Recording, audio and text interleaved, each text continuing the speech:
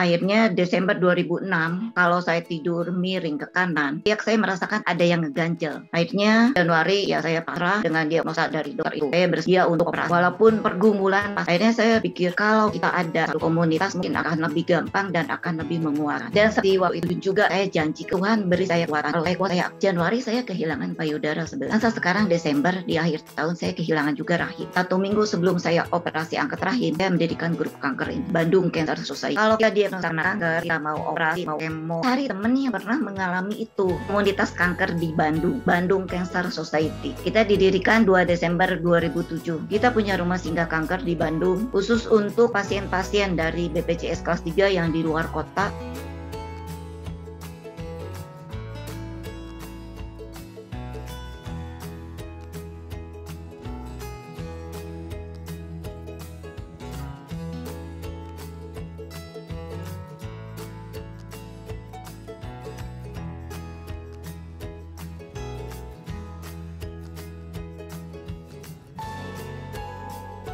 Ya saudaraku, selamat pagi, selamat berjumpa kembali di Gestia Good News Radio pada hari ini. Puji nama Tuhan, saya percaya saudaraku semuanya sudah rindu ya untuk mendengarkan kembali kesaksian-kesaksian tentang bagaimana pertolongan Tuhan itu nyata dalam kehidupan orang-orang yang mengasihinya. Puji nama Tuhan, saya langsung saja mau menyerahkan acara pagi ini kepada host kita, Pastor Yakub. Silakan Pastor Yakub. Ya, terima kasih Pak Yusak. Saya menyapa kembali seluruh teman-teman yang ada baik di studio maupun yang ada di radio. Ya, saya mengucapkan selamat pagi dan saya berdoa semoga perjalanan Bapak Ibu Saudara yang sedang menuju kantor atau ke pasar, Tuhan melindungi, Tuhan menyertai. Dan saya juga berharap biarlah radio ini tetap ada dalam channel yang terus dibuka karena kita akan terus mendengarkan kesehatan kita. Hari ini acara orkestra kita, obrolan ringan, kesehatan dan kesejahteraan kita membahas mengenai kanker payudara, seorang ibu ya yang sudah mengalami pengalaman hidupnya dalam sakit yang dialami dan sudah sembuh, dan beliau akan menyaksikan bagaimana Tuhan turut campur tangan. Dan sekali lagi saya mau beritahukan kepada seluruh teman-teman bahwa bulan Oktober ini adalah bulan kanker payudara sedunia ya. Jadi bulan Oktober ini kita akan terus berbincang-bincang dengan seorang penyintas-penyintas kanker yang sudah lewati masa-masanya dalam hidup mereka, untuk mereka boleh melihat bagaimana pertolongan Tuhan luar biasa ya. Dokter boleh menyembuhkan, cara mengobatinya, tetapi penyembuhan itu datang daripada Tuhan. Terima kasih. Nah, saya memberitahukan juga kepada seluruh teman-teman bahwa kanker payudara ini bukan saja dialami oleh pihak wanita, tetapi ternyata juga pihak pria juga mengalaminya. Maka dari itu saya berharap semua teman-teman boleh mengikutinya bersama-sama, khususnya buat para kaum pria untuk bisa menyimak hal-hal yang luar biasa ini ya, dan kita mau melakukannya dengan baik. Langsung saja akan menyapa kepada narasumber kita yang sudah ada di tengah kita ya. Selamat pagi Ibu Yanti. Pagi Pak. Gitu. Selamat pagi ya. Sehat Ibu? Sehat, makasih Pak. Halo, sehat ya. Bagaimana kabarnya Ibu bersama keluarga? Sehat-sehat? Iya, sehat Pak. Luar biasa, berkat Tuhan. Baik, saya akan ya, Ibu Yanti bisa dengar suara saya? Bisa Pak, jelas. Baik, terima kasih. Iya. Oke, saya lanjutkan saja. Ibu Yanti adalah seorang penyintas kanker payudara dan beliau akan menceritakan bagaimana pengalaman hidup ya. Beliau mengalami kanker payudara di 2007 ya, sekarang sudah 2021 ya. Dan kita lihat kalau di studio ini Ibu Yanti tetap sehat, bugar ya. Dan ini kita mau ambil tip-tipnya bagaimana beliau bisa tetap sehat, dan biarlah kita mau mengikuti secara luar biasa. Nah, hari ini saya ditemani oleh sahabat kami ya, Ibu Teti. Ibu Teti Suryani akan menemani kita untuk memandu acara ini dalam acara orkestra kita.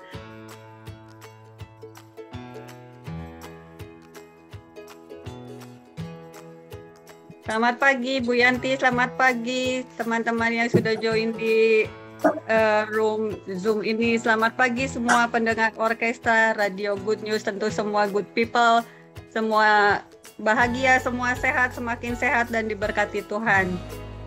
Pagi ini kita kedatangan seorang sahabat yang sudah mengalami kasih Tuhan yang sangat sungguh luar biasa. Beliau survive dari tahun 2007 ya. Kita sambut Ibu Yanti. Halo Bu Yanti. Halo pagi Bu Teti. Pagi. Ketemu lagi kita di sini ya. Iya betul. Inilah hikmah positif dari pandemi ya. Dimanapun kita berada kita bisa bergabung di ruang Zoom. Iya. Sungguh bahagia sekali bisa bertemu dengan Bu Yanti pagi hari ini. Tentu banyak cerita, banyak suka duka dalam kehidupan, terutama dalam menjalani hari-hari bagaimana setelah kita didiagnosa kanker gitu ya. Karena biasanya kanker itu suatu yang mengerikan. Kebanyakan orang termasuk diri saya gitu ya, kalau udah mendengar kanker, waduh kapan gua mati gitu kan ya. Ternyata Bu Yanti bisa survive selama ini dari 2007 loh gitu ya. Silakan Bu Yanti, bagaimana mungkin bisa diceritakan awal mula Ibu didiagnosa kanker payudara ini? Iya, makasih Bu Teti. Kita sama-sama survivor ya. Iya, betul. Ada yang sedikit saya mau berbagi. Memang saya kena sebenarnya saya kenanya 2006 pertengahan. Waktu itu saya udah merasakan ada benjolan di payudara. Tapi waktu itu karena saya dengar dari orang-orang juga, nggak apa-apa, mungkin itu hanya kelenjar. Jadi saya biarkan aja. Akhirnya Desember 2006, kalau saya tidur miring ke kanan, itu di ketiak saya merasakan ada yang ganjel. Terus akhirnya karena waktu itu libur Natal Tahun Baru, jadi nggak ada dokter. Akhirnya saya baru ke dokter itu awal Januari. Waktu awal Januari itu, saya merasakan benjolan di payudaranya itu udah nggak berbentuk bulat lagi. Seperti yang pertama saya temukan waktu Juni 2006. Tapi udah berbentuk segi empat. Waktu itu saya kaget. Segi empatnya menonjol, jadi keluar. Jadi sebenarnya nggak usah dipegang juga bisa kelihatan gitu kalau itu udah berbentuk segi empat. Akhirnya waktu saya ke dokter, dokternya sendiri agak marah kenapa dibiarkan. Jadi menurut dokter ini harus cepat berlomba dengan waktu. Akhirnya waktu itu saya dikasih waktu 3 hari untuk siap-siap untuk biopsi. Saya tanya sana, tanya sini.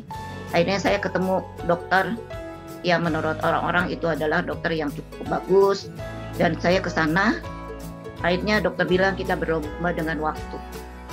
Karena ini sudah menjelar ke kelenjar getah bening di ketiak. Memang waktu di USG saya melihat di ketiak saya pun juga udah ada benjolan yang cukup besar. Akhirnya Januari ya saya pasrah dengan diagnosa dari dokter itu. Saya bersedia untuk operasi. Walaupun pergumulan pasti ada. Sebenarnya sebelum saya didiagnosa itu, saya masih rajin baca Alkitab, baca renungan harian. Tapi sejak diagnosa itu, di saat dokter diagnosa, kamu udah kena kanker, dan kankernya ini udah pasti yang bahaya. Dan bukan lagi stadium awal, karena udah menjalar ke kelenjar getah bening. Waktu saya punya anak masih kecil, yang kecil masih SD kelas 3, yang besar baru SMP kelas 1, dan saya pun juga masih tinggal bersama orang tua. Saya cukup kecewa ke Tuhan, karena terus terang keluarga saya cukup aktif di gereja. Mami saya sendiri seorang pendoa, yang banyak mendoakan orang. Saya anak perempuan satu-satunya, tapi kena kanker payudara dan harus dioperasi. Saya cukup kecewa saat itu. Saya tinggalkan Alkitab, Saya juga nggak baca lagi renungan harian. Tapi kalau saya flashback lagi, kembali lagi ke belakang, saya tuh senang dengar radio. Dan di saat itu saya sering dengerin radio Kristen di Bandung. Walau saya nggak baca Alkitab, saya nggak baca renungan harian, karena saya selalu dengar radio itu. Khotbah-khotbah itu banyak yang menyentuh hati saya. Dan ayat-ayat Alkitab masih saya dengar melalui radio itu. Akhirnya dengan bergumul, dan saya percaya Tuhan menarik saya kembali melalui apa yang saya dengar di radio itu. Seminggu saya terpuruk, nggak baca Alkitab, nggak baca renungan. Seminggu kemudian saya menyerahkan semuanya ke Tuhan. Saya terima apa yang terjadi dan saya akan jalani apa yang harus saya jalani. Saya percaya hasilnya Tuhan yang akan membereskan semuanya. Seminggu kemudian saya kembali lagi ke gereja, kembali lagi baca Alkitab dan renungan, dan siap untuk operasi. Saya operasi mastektomi. Dokter bilang kita lihat hasilnya dari hasil PA. Dari hasil operasi ini, apakah nanti harus kemo dan radiasi atau bagaimana? Ya, saya menjalani kemo, menjalani operasi, terus kemo 6 kali setiap 3 minggu. Buat survivor kanker pasti tahu rasanya kemo seperti apa. Saya waktu sebelum kemo saya udah dengar kemo tuh seperti ini, kemonya seperti ini. Tapi tidak terbayang rasanya akan seperti itu. Gitu. Saya jalani kemo yang rasanya pasti nano-nano lah itu ya. Saya terima semua efeknya. Di kemo ketiga saya udah mulai goyang. Akhirnya saya bilang Tuhan beri saya kekuatan supaya saya kuat menjalani kemo 6 kali ini. Supaya saya bisa berhasil melewati kemo ini dan bisa sembuh. Waktu itu saya cuma bilang, kalau saya sembuh, saya akan mendirikan grup kanker. Karena waktu itu saya cari teman yang pernah kemo, hanya menemukan 2 orang. 2007 itu belum zamannya ada Zoom, belum zamannya ada WA, medsos pun juga masih nggak seperti sekarang, seramai sekarang. Jadi saya cuma cari dari mulut ke mulut dan saya ketemu 2 orang. Akhirnya saya pikir, kalau kita ada satu komunitas mungkin akan lebih gampang dan akan lebih menguatkan. Kemo keempat berjalan seperti biasa. Waktu itu buat saya yang parahnya itu muntahnya. Cukup parah. Kemo kelima saya juga lebih parah lagi. Karena pas kemo keempat, mami saya masuk ke rumah sakit juga. Karena dia ada diabetes. Dan waktu itu saya kemonya di atas, di Bormius. Mami saya itu kemonya di daerah bawah, Bandung bawah. Dan saya cukup bolak-balik untuk ngurusi mami saya juga. Jadi saya nggak siap fisik. Di kemo kelima itu, fisik saya benar-benar jatuh. Setelah saya kemo, biasanya saya masih kuat jalan, waktu itu udah nggak kuat jalan. Pulang udah diantar pakai kursi roda. Dan seperti waktu itu juga, saya janji ke Tuhan. Tuhan beri saya kekuatan. Kalau saya kuat, saya akan mendirikan grup kanker. Akhirnya berjalan kemo ke-6, saya berhasil melewati itu. Walaupun saat itu mami saya juga baru pulang dari rumah sakit dan pulang sudah dalam keadaan stroke. Akhirnya saya bilang, Tuhan, saya beri saya kekuatan buat ngurus mami saya juga. Dan saya mengulang kembali janji itu. 3 kali janji saya ucapkan ke Tuhan. Tuhan, saya akan mendirikan grup kanker. Selesai kemo, dari hasil kemo itu dokter bilang, cukup, kamu nggak usah radiasi, kita tinggal pengobatan aja dan kontrol. Ya akhirnya seperti biasa orang kanker, kita dikasih obat hormon, saya makan obat hormon. Itu berakhir kemo sekitar bulan Juli.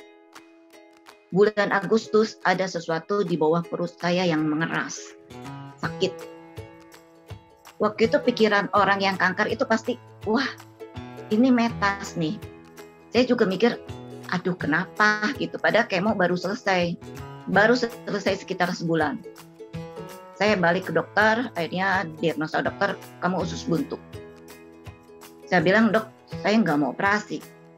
Januari saya baru operasi dan ini baru selesai kemo. Iya, saya juga rambut masih botak waktu itu. Akhirnya dokter bilang, oke, kamu bed rest 3 minggu, saya kasih obat. Saya bed rest sampai Agustus itu sekitar 3 minggu. Di saat kena itu saya nggak kepikiran akan janji saya. Saya kembali beraktivitas normal, bekerja kembali, mengurus keluarga. Bulan November, rahim saya turun. Turun lama-lama sampai sakit karena narik ya dia, narik ke bawah. Saya ke beberapa dokter, mintanya supaya tidak dioperasi. Gimana caranya supaya nggak dioperasi?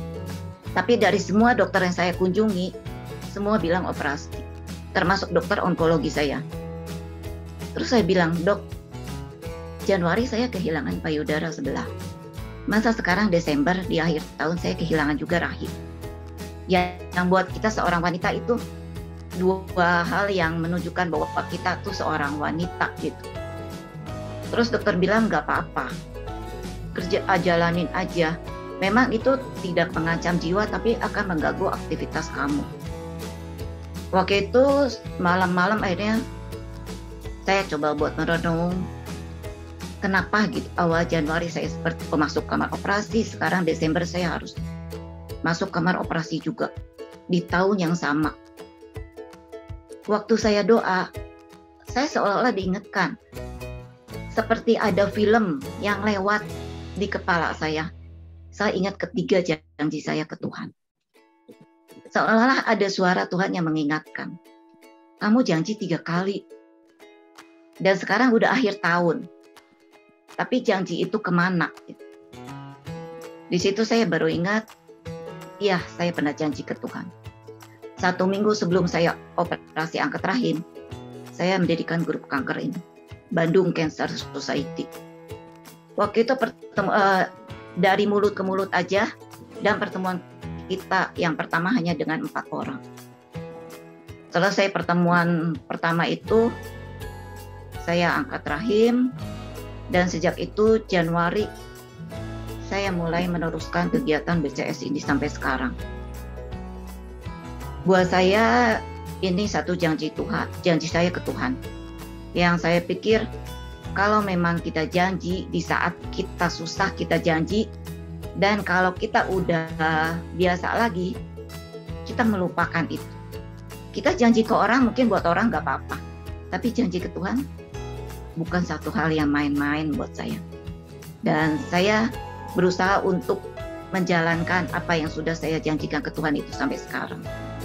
Sekarang saya tinggal kontrol aja, karena udah lewat dari 10 tahun saya kontrol setahun sekali. Ya saya rasa itu cerita saya aja. Saya percaya kalau kita dekat ke Tuhan, kalau kita melenceng, Tuhan pasti akan narik lagi ke kita. Dan saya percaya semua yang terjadi pada saya sampai saat ini, itu semua karena Tuhan memegang saya. Bukan saya yang pegang tangan Tuhan, tapi Tuhan yang pegang tangan saya. Kalau saya yang pegang tangan Tuhan, saya pasti udah lepas dari dulu. Saya rasa itu aja. Makasih. Ya, haleluya, puji Tuhan. Tuhan sungguh sangat baik dalam kehidupan Bu Yanti ya. Seperti yang kita dengarkan semua ya teman-teman, baik di Zoom maupun para pendengar Good People, para pendengar Radio Good News. Kita sudah mendengarkan tadi pemaparan dari Bu Yanti bagaimana beliau terkena kanker itu ada benjolan ya Bu ya, mulanya. Ya, awalnya benjolan. Ya, untuk itu saya menghimbau baik kita wanita maupun pria, karena ada juga beberapa yang pria yang terkena kanker payudara ini. Mari kita aware, mari kita sayangi, perhatikan tubuh kita ya. Ada itu ya Bu ya, ada sadari ya yang bisa kita lakukan sendiri. Ya, sekarang banyak ya. Ya, sebelum kita harus ke dokter, kemana kita bisa memeriksa sendiri ya. Mungkin Ibu bisa sedikit ceritakan gimana nih si Sadari ini apa nih gitu ya. Sadari itu kita periksa payudara sendiri. Ada cara-caranya sih. Di Google juga banyak caranya. Cuma mungkin satu yang saya tekankan. Orang kadang-kadang udah sadari, udah ada benjolan, nggak berani ke dokter.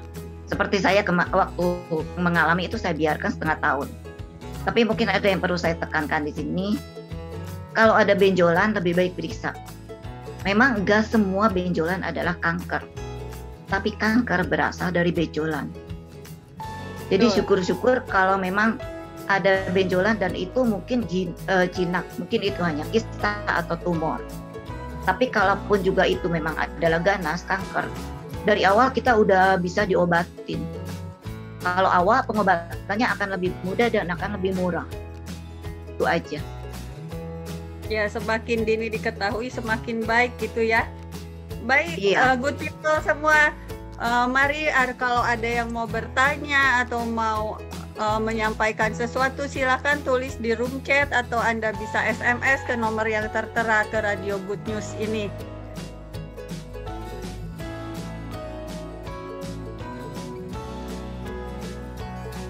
Dari pemaparan Ibu nih ya yang saya simak, Ibu sampai 3 kali bernasar untuk mendirikan satu komunitas penderita kanker gitu ya. Boleh diceritakan mungkin sedikit Bu, kenapa Ibu kok nasarnya yang ini bukan yang lain gitu ya? Nggak kepikir ya. Waktu itu memang karena yang tadi saya bilang itu, saya cari temen tuh nggak gampang gitu, susah waktu itu. Dari yang saya kan setidaknya kalau kita ngalamin sesuatu, misalnya mau kemo, kita akan cari orang yang pernah kemo lagi kan. Itu juga yang mungkin saya pesankan ke teman-teman. Kalau kita diagnosa kena kanker, kita mau operasi, mau kemo, cari temen yang pernah mengalami itu. Jadi betul-betul saksi hidup yang dia rasakan. Jangan cari di Google, atau jangan dengar orang yang belum pernah kena. Biasanya mereka akan bilang, katanya begini, katanya begitu. Gitu. Tapi kan mereka nggak ngalamin. Begitu juga kalau kita cari di Google, belum tentu orang yang nulis di Google itu pernah kena kanker. Tapi carilah orang yang pernah kena. Di setiap kota ini pasti ada komunitas kanker. Jadi bisa masuk ke situ, bisa buat cari-cari pengalaman orang lain. Itu sih saya. Menarik ya, jadi mungkin bukan hanya kanker ya, sekarang hampir setiap penyakit ada komunitasnya gitu ya. Jadi pesan kita di sini, kalau ada yang mau cari tentang penyakit, tentang pengalaman ketika sakit, carilah komunitas yang benar-benar mengalami orangnya gitu ya, jangan yang katanya-katanya gitu ya. Boleh diceritakan lagi lebih lanjut Bu Yanti BCS-nya nih. Iya, tadi keputus. Di mana nih gitu ya, kan dari tadi cuma BCS apa sih? Di mana sih gitu ya? Silakan Bu Yanti. Ya, makasih. BCS itu komunitas kanker di Bandung, Bandung Cancer Society. Kita didirikan 2 Desember 2007. Sekarang kita ulang tahun ke-14 ya, kemarin nanti Desember. Member kita saat ini udah sekitar 300-an, tapi terdiri bukan cuma dari Bandung aja, tapi dari Bandung dan sekitarnya. Ada dari Sukabumi, Cianjur, Bogor. Kita mengadakan pertemuan sebulan sekali dengan mengundang dokter ahli. Tapi seperti yang Bu Teti bilang, dengan pandemi ini ada hal-hal positif yang bisa kita kerjakan. Saat ini pertemuan BCS diadakan melalui Zoom dan bisa sebulan 2 kali. Pengetahuan yang kita dapat dari dokter-dokter ini terbuka untuk umum dan diadakan secara gratis. Jadi siapa aja bisa ikutan Zoom BCS. Banyak pengetahuan yang bisa kita dapat. Seperti bulan ini kita ada pertemuan setiap minggu sekali. Minggu kemarin kita ada acara yoga, Sabtu nanti ada, minggu depan juga ada. Biasa kita kalau Oktober ini kita mengadakan acara di Dago Car Free Day. kita ada zumba, ada senam, dan biasanya kita kesempatan untuk jual kaos. Seperti tahun ini kita bikin kaos seperti ini. Penjualan itu untuk biaya operasional rumah singgah. Kita punya rumah singgah kanker di Bandung, khusus untuk pasien-pasien dari BPJS kelas 3 yang di luar kota yang mau berobat di Bandung. Didampingi oleh 1 orang pendamping, jadi mereka berdua, mereka hanya bayar 10.000. Terserah mereka mau diem di rumah singgah itu berapa lama. Kita sediakan air, kita sediakan beras. Kadang-kadang ada donatur yang juga memberikan makanan mentah maupun makanan matang. Biasanya kalau makanan mentah mereka masak sama-sama. Yang kenapa rumah singgah ini kita adakan, karena waktu itu kita pernah kunjungan ke rumah sakit Hasan Sadikin. Di situ kita lihat orang-orang yang nunggu itu, mereka tidur di lorong-lorong rumah sakit itu. Akhirnya di situ kita berusaha buat cari donatur. Karena kita bukan yayasan. Jadi kita cari untuk keuangan, kita cari dari mulut ke mulut. Saat ini ada donatur tetap yang membantu kita di rumah singgah. Jadi waktu itu kita, sampai saat ini rumah singgah masih sewa. Kita adakan itu, jadi saya pikir bisa membantu mereka daripada mereka tidur di lorong atau mereka harus menyewa. Karena memang untuk menyewa juga di situ banyak yang disewa-sewa. Tapi kalau di rumah singgah mereka berdua hanya bayar 10.000. Terserah mereka mau diam seminggu, mau diam sebulan. Kalau radiasi kan biasanya lama, bisa sampai sebulan lebih. Jadi mereka hanya bayar 10.000 itu. Dan kegiatan BCS selain seminar, kita juga ada yang senang nari, kita ada nari, yang senang angklung, kita ada kegiatan angklung. Kita ngadain pertemuan buat teman-teman supaya mereka tidak hanya memikirkan sakitnya juga. Mereka bisa bergembira. Kalau lihat dari YouTube atau dari Facebook dan IG BCS, teman-teman mungkin bisa lihat. Kita nggak kelihatan kayak orang sakit kanker. Tapi kalau kita udah ketemu, kita bisa bercanda, kita bisa bergurau seperti biasa. Dan maksud saya juga supaya siapa yang mau pelayanan, bisa pelayanan juga di BCS ini. Karena sebelum pandemi kita ada kerjasama dengan beberapa rumah sakit. Yang rutin kita bekerja sama dengan rumah sakit swasta Katolik di Bandung. Kita biasanya sebulan 2 kali kita adakan kunjungan khusus untuk orang-orang yang sakit kanker. Kita datang ke rumah sakit, dikasih daftar yang sakit kanker ini aja. Biasanya kita dari pengurus ada yang khusus untuk mengunjungi orang seperti itu, termasuk saya. Kita memberikan semangat ke mereka, kita ngajak mereka untuk bersama-sama. Jadi BCS tidak memberi bantuan secara materi, tapi kita memberi bantuan secara moral dan semangat. Dan mereka bisa lihat kita yang udah mengalami pengobatan, kita yang pernah menjalani kemo, menjalani radiasi, tapi sekarang kita bisa kembali aktivitas normal. Dan kita memberi semangat ke mereka, ayo kamu sembuh, kalau kamu sembuh bisa ikut kita seperti kita sekarang, memberi semangat kepada orang lain. Saya rasa itu kegiatan BCS saat ini. Iya, sungguh mulia. BCS seperti yang tadi sudah kita bahas bersama ya.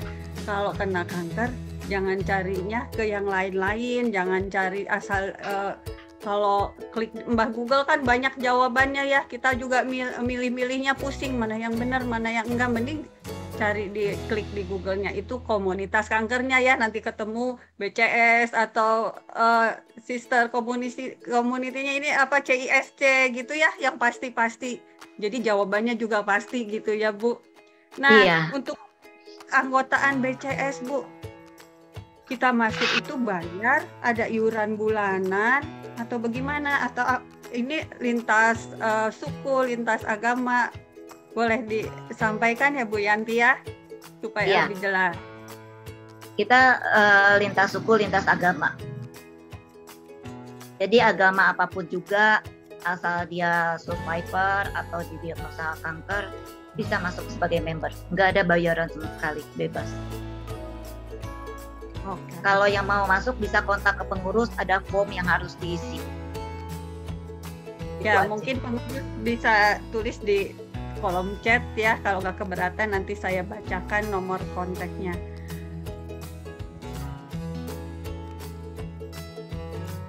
Kita buka dulu pertanyaan di chat room ini. Dari Ibu Mega menyampaikan selamat pagi, salut dengan semangat Bu Yanti. Bu Yanti, kalau boleh tahu, Bu Yanti punya putra-putranya berapa nih? Pagi Bu Mega, udah lama juga kita nggak ketemu. Saya punya 2 orang putri, 2. Yang kecil waktu itu masih SD, sekarang dia baru lulus kuliah. 2 orang putri, kata Bu Mega. Iya. Dokter ya. Halo good people, kita kembali lagi ke obrolan kita, obrolan di orkestra. Bukan orkes dangdut ya, tetapi kita membicarakan tentang kesehatan jiwa, kesehatan rohani, dan kesehatan jasmani kita juga tentunya ya. Pertanyaan lanjutannya, bagaimana setelah kemo dan lain-lain Bu Yanti menjaga kesehatannya seperti cara makan, berolahraga, dan lain-lain? Silakan Bu. Cara makan mungkin kita tahu ya, beberapa orang yang kanker sih pasti dikasih tahu sama dokter, terutama menghindari gula. Menghindari gula, pewarna, pengawet, minuman alkohol. Jadi sebenarnya menghindari gula itu cukup berat buat saya karena saya sebenarnya senang yang manis-manis gitu. Tapi sekarang saya berusaha untuk menghindari makanan yang manis-manis itu. Lemak, daging itu yang dihindari juga. Makanan kaleng. Jadi kita berusaha buat lebih sehat lagi dengan buah dan sayur. Tapi daging kita tetap makan. Jadi nggak lepas daging sama sekali. Karena kita tahu juga kita nggak mungkin makan daging setengah kilo sendiri sehari kan. Jadi pasti makan hanya beberapa potong aja sehari. Itu aja. Daging apa nih Bu? Daging merah Ibu masih makan? Karena banyak yang nanya ya kalau daging merah itu baik nggak gitu untuk penderita kanker ini gitu ya Bu ya? Saya daging merah masih makan sampai sekarang. Dan terutama buat orang-orang yang kemo ya. Kecuali yang kanker usus. Kalau yang kanker payudara selama kemo usahakan tetap makan daging merah. Karena itu pengaruhnya saya lihat dari member-member saya yang kemo, kalau mereka berhenti makan daging merah, darahnya itu bisa drop. Jadi usahakan tetap makan daging merah, walau mungkin nggak tiap hari. Hindari ayam broiler. Ayam broiler hindari. Kan disuntik, ya. Ya, yang pakai KTP aja ya, jangan yang pakai paspor gitu istilahnya ya Bu ya. Iya betul, yang lokal-lokal aja. Yang lokal. Kalau telurnya gimana Bu? Kalau ayamnya ya, dari telur yang itunya sekali-kali boleh lah yang telur negerinya. Tapi mungkin kalau misalnya kita makan telur seminggu sekali atau seminggu 2 kali, usahakan telur ayam kampung. Begitu juga kalau kita ngejus buah-buahan, kayak jus wortel, kita usahakan wortelnya wortel yang jangan yang impor ya. Tapi wortel yang lokal. Iya. Gitu. Jadi cintailah produk lokal gitu ya. Tagline-nya. Iya. Ya. Oke Bu Yanti, kita masuk lagi ke pertanyaan di chat. Yang tadi saya sudah bacakan dari Ibu Elizabeth Yatnoyati dan Ibu Hana Livia, saya gabung ya. Bu Yanti, mungkin bisa diceritakan lagi gejala sakit kanker payudara. Beliau rupanya terlambat gitu ya, gejala apa yang dialami, pemeliharaan tubuhnya sekarang seperti apa, vitamin apa yang diminum, obatnya masih ada yang dimakan enggak, cek ke dokter onkologinya berapa bulan sekali, begitu katanya Bu. Silakan Bu Yanti. Kalau seperti saya bilang, kalau payudara itu hanya benjolan di payudara ya.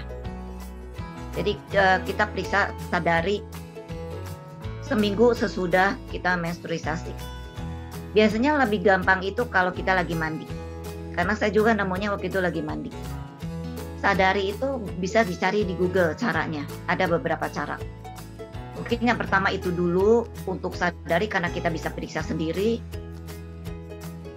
Kalau kita memang ada benjolan, lebih baik kita cepat ke dokter. Karena dokter yang akan bisa memberitahukan ini tuh apa.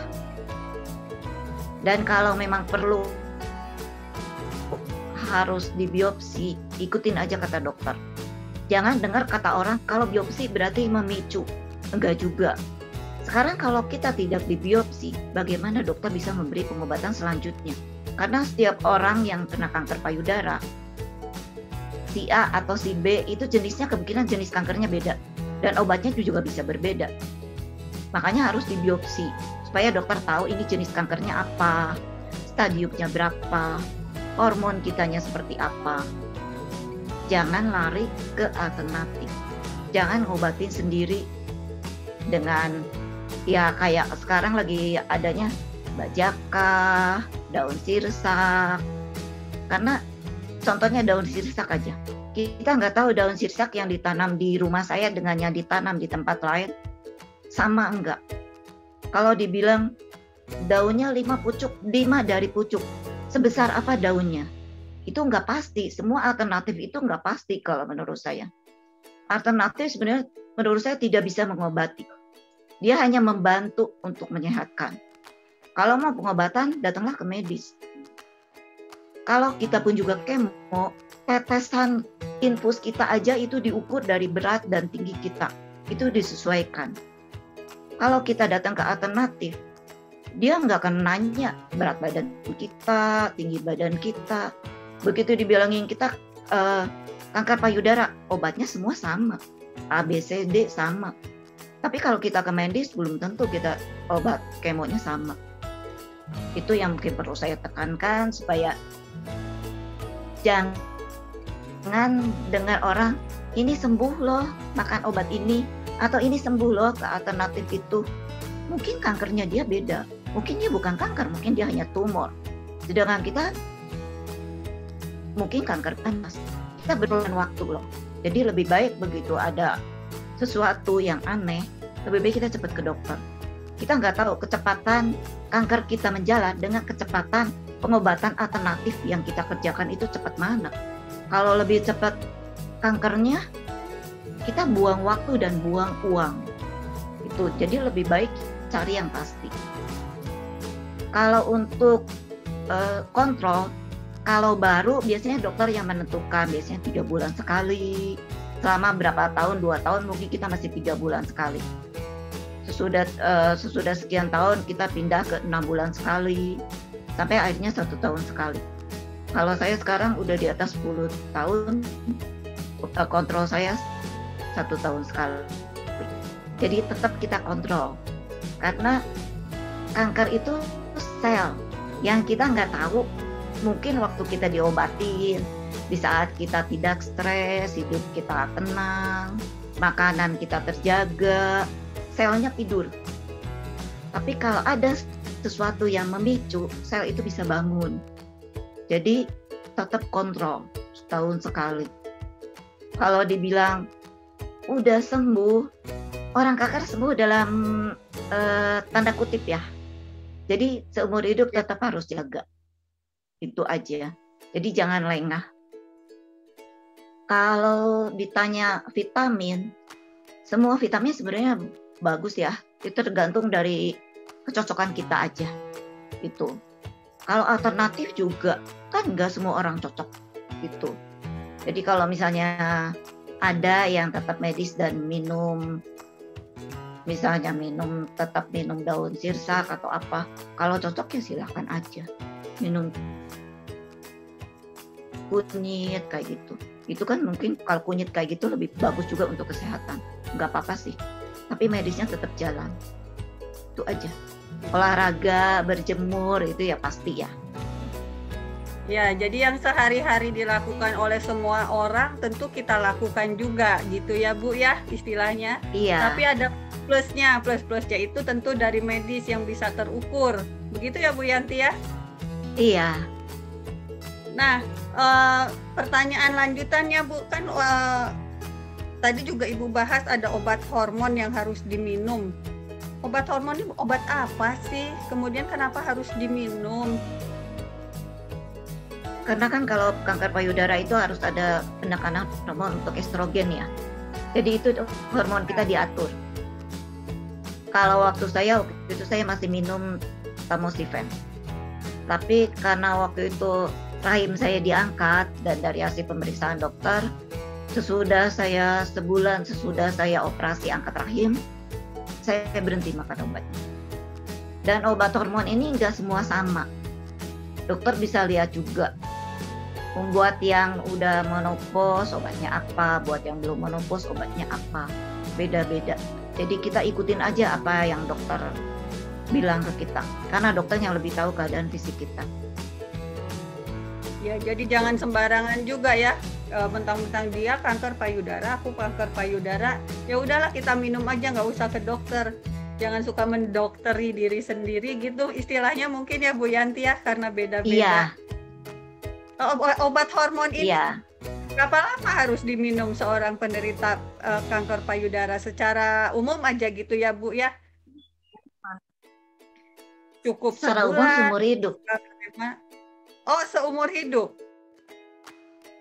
Tekan kontrak dong ya Bu Iya. Yanti ya. Ya, sama aja ya kayak orang sakit, tapi kayak orang sakit jantung, orang diabetes kan mereka tetap mesti minum obat juga kan untuk menjaga.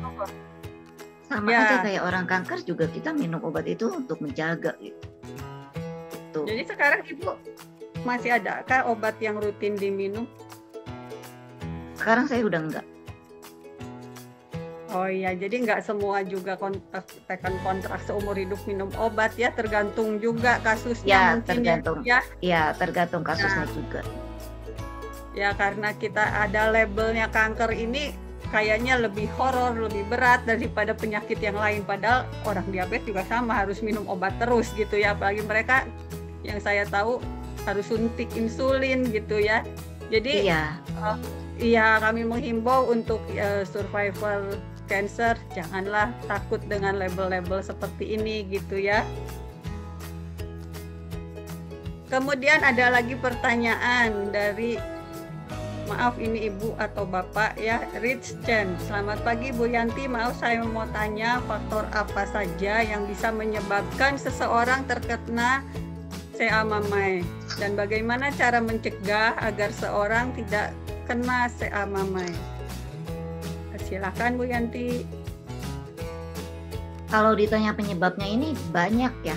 Dokter sendiri nggak bisa menentukan apa penyebabnya. Mungkin itu juga ada rencana Tuhan dalam hidup kita nggak pernah tahu. Tapi selama kalau ditanya apa penyebabnya juga kayaknya semua orang nggak tahu apa penyebabnya. Cuma yang pasti yang bisa saya lihat dari selama saya di komunitas ini, jagalah hati, jaga hati dan pikiran. Bersihkan hati dan pikiran, dekatkan diri pada Tuhan. Itu yang bisa saya tekankan saat ini. Jadi kalau dari makanan ya kita jaga jangan makanan yang jorok-jorok juga. Goreng-gorengan kita lihat minyaknya juga. Itu dari makanan.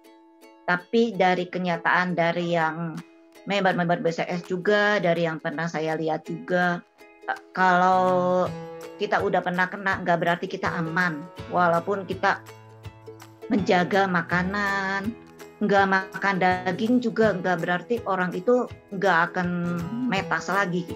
Dari beberapa member yang saya lihat, mereka bisa metas juga.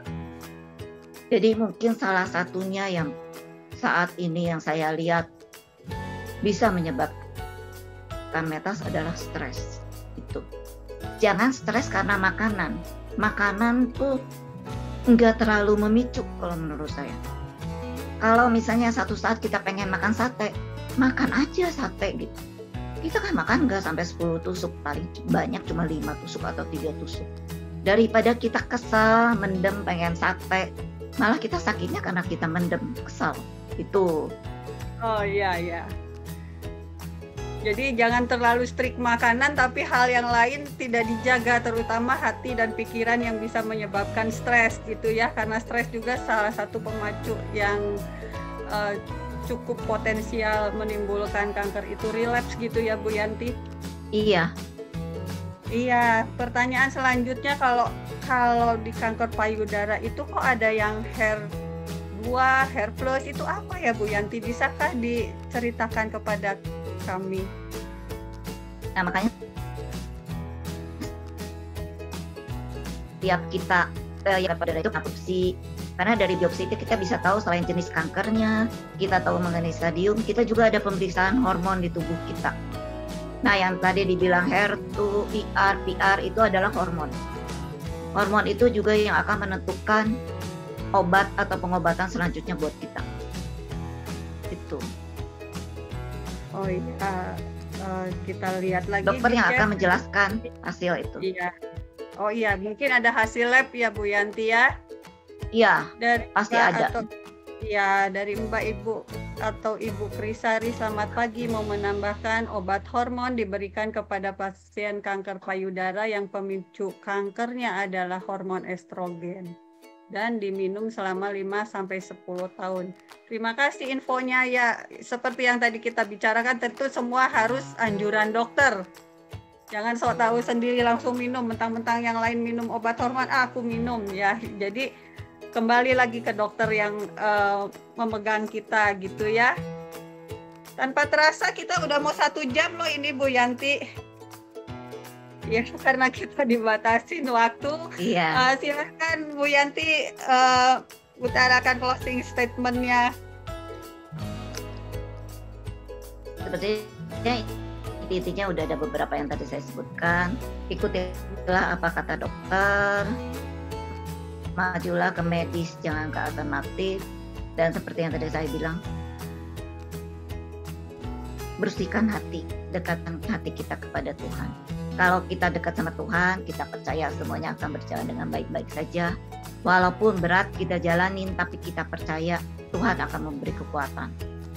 Kalau kita harus melalui jalan yang berbatu, kita percaya Tuhan sudah menyediakan sepatu yang kuat buat kita. Dan kita percaya kalau kita berdoa, Tuhan akan mengirimkan orang yang akan mendampingi kita. Saya rasa itu aja. Terima kasih juga. Semoga teman-teman, apa yang saya bicarakan ini bisa menjadi berkat buat semuanya. Hanya itu yang bisa saya bagikan.